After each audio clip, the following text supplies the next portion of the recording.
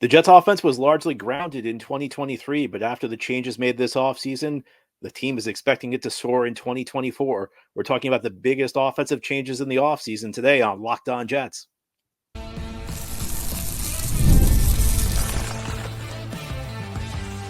You are Locked On Jets, your daily New York Jets podcast. Part of the Locked On Podcast Network, your team every day. Welcome. This is the Locked On Jets podcast, part of the Locked On Podcast Network, your team every day. It is Monday, May 6th, 2024, and I'm your host, John B. from GangGreenNation.com. Thanking you so much for making the show your first listen or first watch every day. Subscribe to the show for free on YouTube or wherever you get your podcasts so you'll never miss an episode. If you enjoy the show and are listening on a podcast source, give it a 5-star review. And if you're watching on YouTube and enjoy the show, give this episode a big thumbs up. Helps us out, helps other Jets fans find the podcast. Today's episode is brought to you by Monopoly Go. I admit it, I have a competitive side, and it's a big fan of Monopoly Go, the mobile hit twist on classic Monopoly. So join your friends and download Monopoly Go, now free on the App Store or Google Play. Well, today we're going to talk about changes the Jets have made on offense during the course of the offseason. Jets have made a number of changes, hoping to improve on what was one of the worst offenses in the league a year ago. And I think most people would tell you that the number one change that the Jets are making was not a trade. It was not a free agent addition. It was a trade from last year, but it was a trade from last year that Jets didn't really get to take advantage of last year. It's because Aaron Rodgers got injured. And the biggest change people are expecting this year is Aaron Rodgers is going to be back, and you're expecting him to play more than 4 snaps. A year ago, he went down in the first series of the first game, the most Jets thing ever. But this year he's back, and hopefully he'll have better health. And when you improve the most important position on the field, it makes a big difference. But going beyond that, and I'm not talking about that because I'm talking about changes the Jets have made from what the roster looked like a year ago. I think a change that may not be as significant, but a change that's pretty significant is on the offensive line.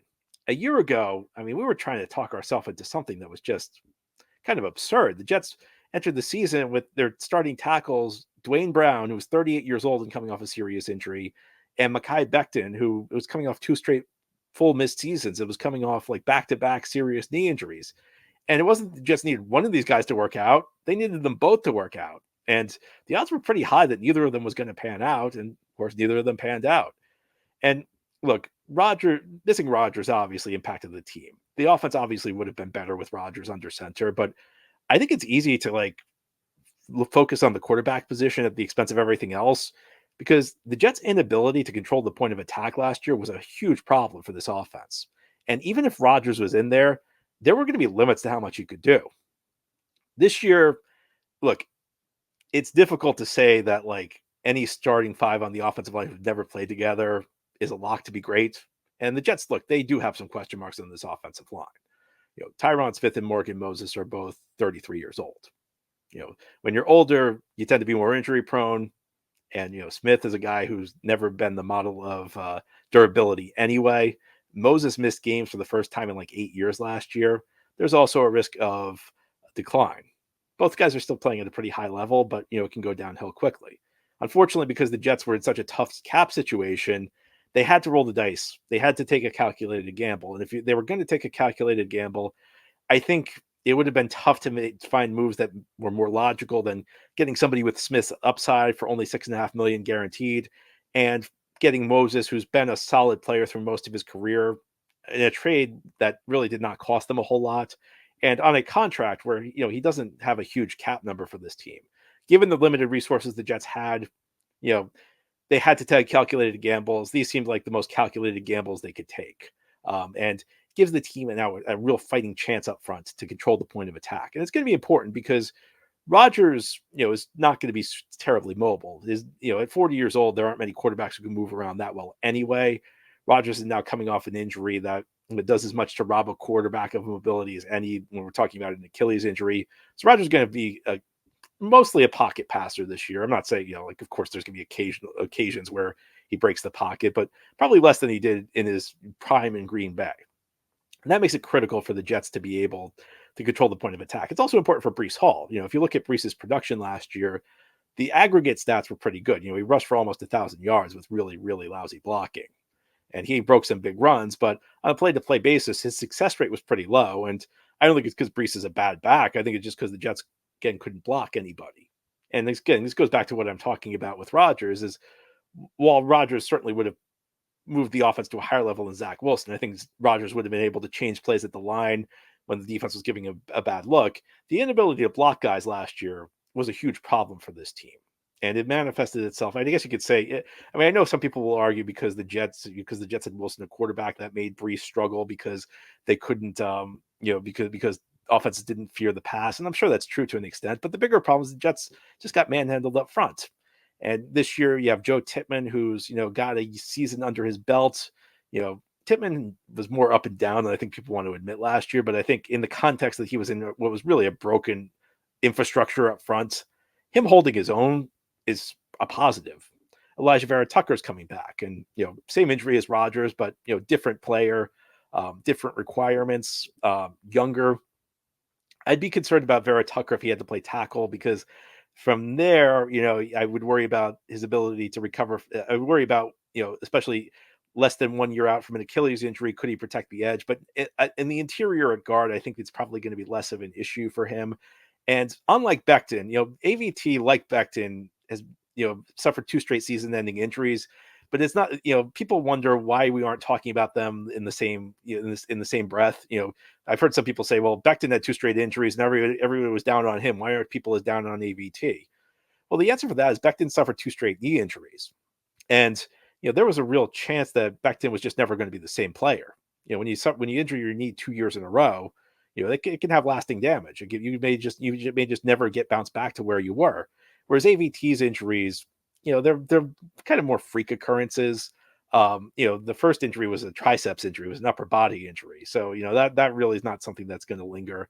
And then the Achilles, the Achilles is a concern, but for players at AVT's age, at his position, there's a high rate of recovery. And it's not necessarily something that's more likely to be re-injured once you get to a certain point. If they'd rushed him back out there, before the end of the season, like Jets were, the talk with Rodgers, then there might be a higher risk of re-injury, but it's not necessarily like a super high risk once you reach a certain point. So I don't necessarily worry that much about AVT. Look, he's got to show he can stay healthy. He can't suffer another injury, but at least I think it's different from where Becton was a year ago. So you have the makings of what could be a good offensive line, and then behind them you have Olu Fashanu, who is he a plug and play guy? Maybe, but he doesn't really need to be. Now the hope is that Smith and Moses are able to play most of the season, but it's likely Fashanu is going to have to step in, and hopefully it'll be for a short stretch. And even if Fashanu isn't ready to start on day one, well, he's not going to have to, because he'll have extra time to get ready. And even if it could end up like a situation like Joe Tippmann last year, where maybe Tippmann wasn't ready to go week 1, but a couple extra weeks of practice, getting used to the NFL schedule, getting used to life as a pro, he was ready to step in fairly early in the season. And that could be the case with Fashanu. And he's at least look, nobody's got good depth on the offensive line in the NFL, but most teams would love to have a player who at least has the talent that they were drafted 11th overall as their primary backup at the tackle spots. So, look, we don't know how this is going to work out. I mean, if we're going to be honest, I think there's more downside here. There are more risks than a lot of Jets fans want to admit, but there's also upside here. And there's a realistic path for this offensive line to have success that probably did not exist a year ago. And that, once we get past Rodgers, which is the obvious biggest difference, the chances on the offensive line could end up paying big dividends for the Jets. Now, ahead here on the Locked On Jets podcast, we'll continue our discussion on changes on the offensive side of the ball. And we're going to talk about a potential youth movement on offense. Jets have an older roster, but got a little bit younger last weekend in the NFL draft. Go into more detail on that, continuing here on this Monday edition of Locked On Jets. Today's episode of Locked On Jets is brought to you by FanDuel. It's winner take all time in the NBA and NHL, and FanDuel is giving you a shot to bring home a big win of your own, because right now new customers get $150 in bonus bets with winning $5 bet. Again, it's $150 in bonus bets with any winning $5 bet. That's $150 to bet on spreads, money lines, player props, and more. Very exciting time for New York sports. Both the Knicks and Rangers in round 2 of their respective playoffs. So it's been a long time since we could say that. It's been an even longer time since we could say both teams favored to win in their round 2 series. And FanDuel is the place to get in on the action, because again, you can bet on spreads, money lines, player props, and so much more. Visit FanDuel.com/lockedon and make every playoff shot count. Again, it's FanDuel.com/lockedon. FanDuel, America's #1 sportsbook. Thank you so much for making Locked On Jets your first listen or first watch every day. And a big shout out to you, everydayers. This is a daily podcast covering the New York Jets. We have new episodes each day through the week, Monday through Friday. Today, we're talking about offseason changes for the New York Jets on the offensive side of the ball. And there certainly needed to be a lot of changes because Jets offense was really, really bad last year. And the Jets offense has been really, really bad for years. And obviously, the number one change, or at least what you hope will be the number one change, is more help from the quarterback position. Hopefully, you'll get to see Aaron Rodgers for more than 4 snaps this year. But there were also other personnel changes. One that was critical was addressing the offensive line. We talked in the first segment about the struggles the Jets had up front last year and how, even in a world where Aaron Rodgers stays healthy, the offense would have been better with Rodgers under center. There's no question about that. But even Rodgers, I think, would have struggled with the offensive line the Jets had a year ago. You hope that that's been upgraded. Another area you hope has been upgraded is the youth on offense. Look, there's no question about it. The Jets have an older roster. It's going to be one of, if not the oldest rosters in the NFL this season. And on the offensive side of the ball, last year there were maybe like 2 blue chip young players on that unit, Garrett Wilson and Breece Hall. You could spread if you want to argue. Joe Tippmann showed some promise. Okay, fair enough. So that's 3. Maybe Elijah Vera Tucker, if he can stay healthy. Well, during the draft, the Jets really focused on the offensive side of the ball. And that's no surprise because we all know that the Jets defense is far ahead of the offense in almost every way imaginable. But the Jets also need to supplement their young talents. All the players the Jets added this offseason, all the big names. There were a number of big names. On the offensive side of the ball, the 2 tackles we mentioned, Tyron Smith and Morgan Moses. At the wide receiver position, Mike Williams. These are not long-term players for this team. In fact, all 3 of the players I mentioned, those are like if you want the reason people are higher on the Jets offense this year than they were a year ago, number 1 is Aaron Rodgers. Number 2 are the offseason additions, and those were the 3 offseason additions: Smith, Moses, Williams. All 4 of those players I mentioned are over 30 years of age. The latter 3 are not under contract for the year 2025. And Rodgers, of course, is year to year right now and is 40 years old. So the Jets offense this year, you'd hope it's going to be a lot better, but it's not really none of these moves, none of these players I mentioned who are either coming back in the case of Rodgers or who have been added in the case of the other 3. None of these players are long-term players for this team. Again, you got Garrett. Garrett's very good. You've got Breece. Breece is very good. Maybe Tippmann, maybe Vera Tucker, but the Jets needed to add more. And we don't know. Look, draft picks, you never know how they're going to work out. Fashanu is a guy I'm confident in. I think that there's a very good chance the Jets found their left tackle of the future in Fashanu. And I felt like, left tackle was a spot that I wanted to see upgraded before wide receiver. But of course, at the wide receiver position on day 2 of the draft, the Jets also added Malachi Corley, who's, maybe not a conventional wide receiver because he's not a guy who's like a great route runner. I view him as more of a hybrid type guy who is almost as much of a running back as he is a receiver. In fact, in some ways, I think he's more of a running back than he is a wide receiver at this point. They'll try and bring along his route running, but he's a guy who projects to be able to be, somebody who can make plays with the ball in his hand, somebody who can make plays in space, somebody who can break tackles. And then after that, 2 running backs, Braylon Allen, Isaiah Davis. I don't know whether Jordan Travis is going to be the quarterback of the future, but there was at least an attempt to add to the young talent on the offensive side of the ball. And, if 2 of these guys hit, let's say for the sake of argument, Fashanu is every bit as good as advertised and is your left tackle of the future. Well, then you have one of the premium spots in the NFL locked down. Then one of the most important positions in the league will be manned by a young player, and you can count on him. You can essentially plug him in for the next 8 years. Now, again, I'm projecting a little bit. You never know how good a player is going to be before he hits the field for the first time.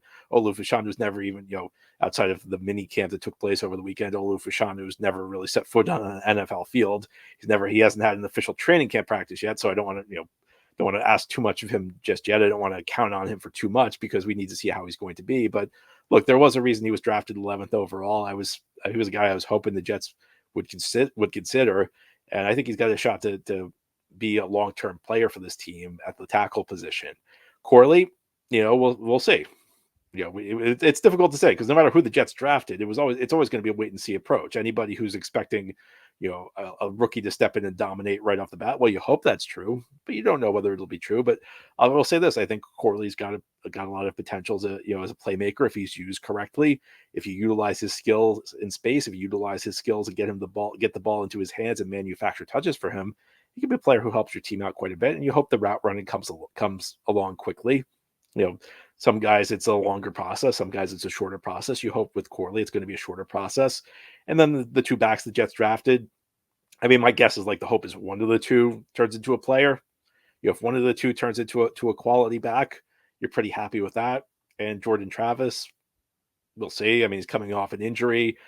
I never want to count on too much on a player you draft in the 5th round, especially at the quarterback position, because even though he's coming off an injury, if he was viewed as a can't miss quarterback prospect, he wouldn't have lasted until the 5th round. He's a guy whose game needs some work in some areas, and the 5th round, if you get a backup, you're pretty happy with it. But there's only so much you could do in one off season, and I think it was one thing that was clear is that the Jets needed to at least increase the number of young players on the offense, because the more young players you have, the better your chance of hitting on a young player. There's an old saying in baseball, what's the best way to find a pitching prospect? And the joke is start with 5 pitching prospects or start with 10 pitching prospects. And the idea is that, not everybody you bring in is going to work out, but if you have enough quality, eventually you'll find a guy or two who is going to eventually turn into a good player. And I think it's very much the same principle when you're talking about draft picks, when you're talking about younger guys. Jets added with their first 5 picks players on the offensive side of the ball.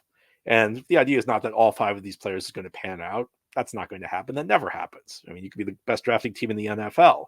You're not going to go 5 for your first 5. And if you do, it's one of the greatest drafts of all time. Especially, it's a little. I mean, I know a couple of years ago the Jets went 4 for 4, and they had 4 top 40 picks, but that's an unusual situation because you have so many extra high picks. When you have a normal allotment of draft picks, you're usually not going to hit on your top 5, and that's not the goal. If 2 of these 5 turn out to be good players, suddenly the Jets' young talent base on the offensive side of the ball is quite a bit higher. It's appreciably higher, and it's going to make a big difference for this team. Now, here on the Locked On Jets podcast, we're going to kind of do a 180. Because there's one role where the Jets got older, and that's backup quarterback. It's a spot where many people were calling for the Jets to get more experienced. It's a spot where the Jets got more experienced. We're going to talk about what the addition of Tyrod Taylor could mean for this team as we continue this Monday edition of Locked On Jets. Today's episode of Locked On Jets is brought to you by Monopoly Go. All right, game off. We've got to pause here to talk about Monopoly Go. I know what you're saying. Flag on the play. You already talked about that, but there's just so much good stuff in this game. In Monopoly Go, you can team up with friends for timed tournaments where you work together to build up each other's boards. The more you win together, the more awesome prizes you unlock, and there's so much more to get. Unique stickers you can trade with friends to complete albums for big prizes, cool new playing places to travel the boards with, hilarious emojis for taunting friends when you smash their buildings or heist their vaults. Plus, Monopoly Go feels new and exciting every day with constantly changing tournaments and challenges. A ton include their own unique minigames like digging for treasure, and there's always new timed events that help you win big, like massive multipliers for everything you win or rent frenzies. There's always something fun to discover in Monopoly Go. So get off the bench and go download it for free on Google Play or the App Store. Again, Monopoly Go. Game on. This is the Locked On Jets podcast here on this Monday. We're talking about changes the Jets made on the offensive side of the ball this offseason, even though the offseason is technically still going on. The roster is largely set. There may be a signing here or there.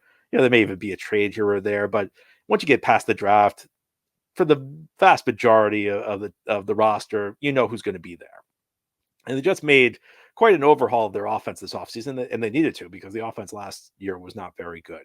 Now, I think one of the spots that drew the most attention was backup quarterback for good reason, because for all but 4 snaps last year, the Jets were without their starting quarterback. And of course, the hope is that you're not going to lose your starting quarterback for the year in the first game again. It's a tough road no matter who you are when you don't have your starting quarterback for the full season. And that's what the Jets had to go through last year. The value of the backup quarterback is not so much the situation where he needs to play the full season. It's more in situations where you have like a medium-term injury, a short to medium-term injury, like your starting quarterback's missing a game or two, or maybe even like a month or two. And the backup there could be the difference between winning a game and losing a game that could get you into the playoffs, It could be the difference between getting into the playoffs or missing the playoffs, or it could be the difference between, seeding, whether you get a home game in the first round, whether you win your division title, or you have to go in as a wild card. And the Jets went out and got a veteran quarterback, Tyrod Taylor. They gave him a 2-year contract with a lot of guarantees. I was actually surprised how much money the Jets gave Taylor, but that's the Jets for you. The Jets are never proactive on stuff like this. I mean, and look, I have to criticize the Jets here because for years I've been saying the Jets did not take the backup quarterback situation seriously enough. And they're never proactive. They're always reactive on stuff like this. And sure enough, the second the Jets have a season, and this is their perception, the Jets' perception was that the season was lost last year because of the backup quarterback, because they had Zach Wilson in the lineup. And of course, I think that's only partly true. Now, Zach Wilson was not good enough a year ago. He did not play at a very high level, but there were other issues beyond Zach Wilson. What did the Jets do? The Jets go out and give multi-year guarantees to Tyrod Taylor. Now, Tyrod Taylor's a solid backup. Nothing against him. Did they need to give him multi-year guarantees? I don't know that they necessarily needed to, because I think there are plenty of Tyrod Taylor-esque quarterbacks out there who only require 1 year worth of guarantees. And I feel like, if anything, like the addition of Taylor is probably being overemphasized for a couple of reasons. First of all, because Taylor's, I think one of the reasons it's overemphasized, Taylor's not going to play the full season this year. I mean, the odds are against Aaron Rodgers being out the full year again. So your backup's not going to play as prominent a role as he did last year. So everybody has this mindset. Everybody has this memory of Zach Wilson and Trevor Siemian and Tim Boyle starting, every game except one last year and playing over 95% of the snaps. That's probably not going to happen this year. Rodgers is going to play more. It would be the shock of shocks if Rodgers, didn't play more snaps this year. The backup quarterback's going to be less relevant than he was a year ago. So that's the first reason I think this is being a little overblown. Second is that backup quarterbacks, for the most part, are products of their circumstance. You're typically not going to have a backup quarterback who can elevate his team like the elite quarterbacks do, like a Patrick Mahomes does, like a Joe Burrow does, like hopefully an Aaron Rodgers, like Aaron Rodgers used to, and hopefully he still will. The success of a backup quarterback is largely based on his circumstances. And that's just the way it is. Backup quarterbacks aren't going to be guys who make other players better. Essentially, if they have a good team around them, they're going to do pretty well. If they have a bad team around them, they're not going to do so well. And that was a problem with Zach Wilson last year. It wasn't that Wilson necessarily, I don't think Wilson necessarily played that much worse than your typical backup. It's just most backups don't really bring a whole lot to the table. If you put a good offensive line around them and give them good receivers, they typically have enough talent where they'll succeed. If you put a bad offensive lineman around them and you put bad receivers around them, they don't have enough talent to make up the difference.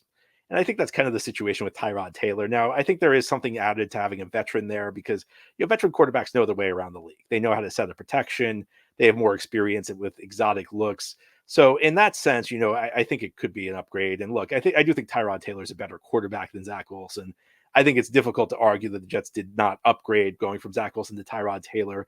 I think, though, that the level of upgrade might be a little overstated because at the end of the day, Tyrod Taylor probably will be more successful if he has to play than Zach Wilson was last year. But the reason for that is that the Jets added other pieces to the offense. A year ago, you had that shaky offensive line, whereas this year, the Jets hopefully have addressed it better. Last year, you really only had Garrett Wilson as a weapon in the passing game. This year, you've added Mike Williams and maybe even Malachi Corley. So Tyrod Taylor's in a better spot.